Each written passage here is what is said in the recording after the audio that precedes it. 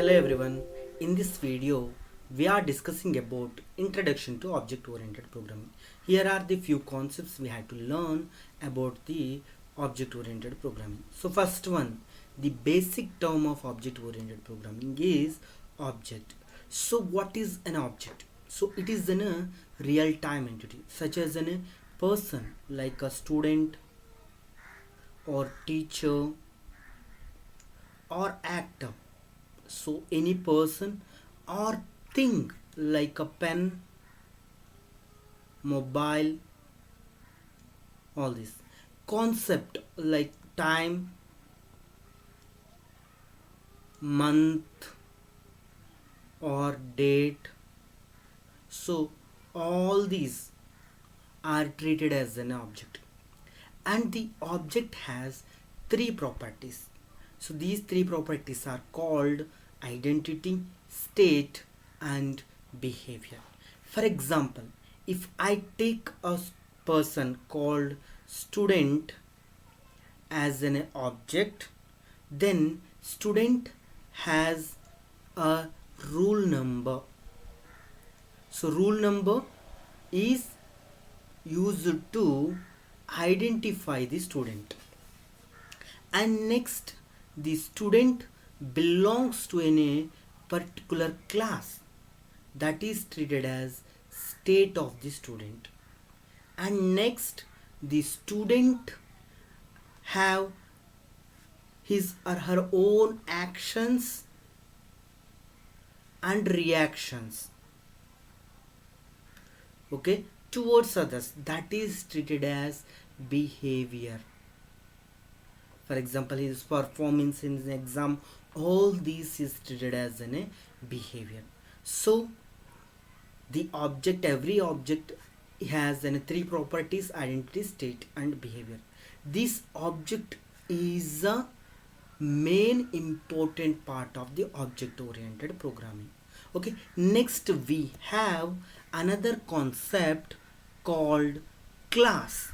Okay, what is class? Class is a collection of objects, or it is also called group of objects, and it is also called factory of objects. For example, if we take a class as fruits, then collection of objects are like a mango, apple, grapes, all these.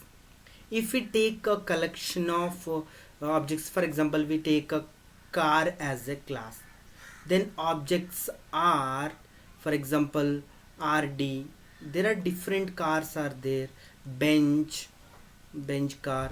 Next, you can take Indica, all these are different cars. Okay, so it's a class is called as a collection of objects. Okay, even you can take a class as 10th standard. For example, 10th standard is a class, then group of objects like a student 1. Okay, each student is treated as an object. Okay, that is called class. And next we have four principles of object oriented programming. The first principle is called data abstraction, second principle is called encapsulation, third principle is called polymorphism, and fourth one is called inheritance. All these we will see step by step, one by one. Now what is abstraction? So data abstraction means hiding the implementation and showing only the functionality. Here what will be happen? For example, take an application called WhatsApp. So you can take an application WhatsApp.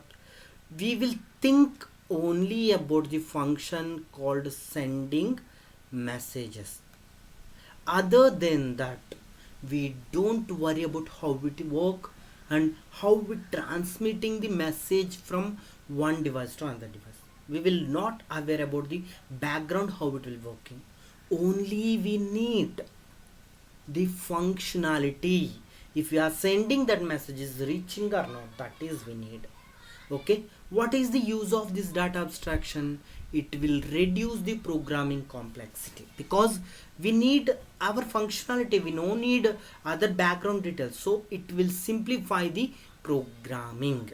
Okay, next we have one more concept called encapsulation.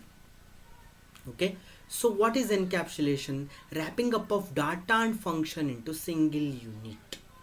Okay, later you come to know what is function and what is data. Just remember this. So what is means, we are bundling the information, means data and the methods into a single unit. That is called encapsulation. Later you will know in detail about this. Okay, now for example, we take a marks card. Okay, example for how it will be means, taken a marks card. In a marks card, data like your name, rule number, date of birth, all these will be printed. Along with that, the functionality means how many marks you obtained and what is the percentage you obtained will be also defined. That is the way we are bundling the data and the functionality into single unit. That is called encapsulation. What is the use of this? It will restrict the access of data, means it will be provide only limited users to access, means it will provide the security. Okay, next we have one more concept called polymorphism. What is polymorphism? Poly means many, morphism means forms.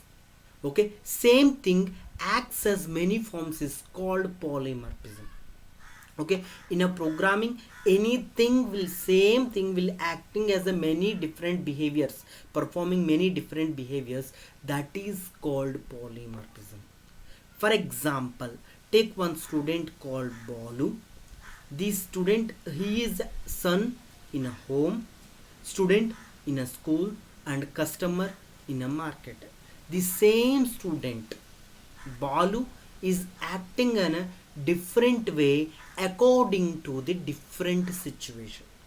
That is called polymorphism. What is the use of this? It will reduce the naming complexity, because we no need to give different names for few functions. Later you can learn this in detail. Okay, it will reduce the naming complexity and it will provide easy way to write program. Okay, next concept and last concept we have, deriving a new class called inheritance. Means creating a new class from already existing class. That is called inheritance. For example, children, child, inherit some characteristics by parent. Okay, child will get some characteristics by parent. Are creating new software by existing software. Okay, for example, WhatsApp, by seeing the WhatsApp. Okay, now what's happened, by taking the features of WhatsApp, the Indian people finded the Telegram, the as usually for the communication. Okay, that is the way, by seeing already existing application, by taking some of the features and we create new application with the different feature. That is called inheritance. What is the use of it? Code reusability, means already existing thing we can use to create the new thing. Okay, I hope all of you understood all these concepts. Okay, next we will discuss about the program, and step by step we learn how to write program and how to solve real world problems by writing the program. Thank you.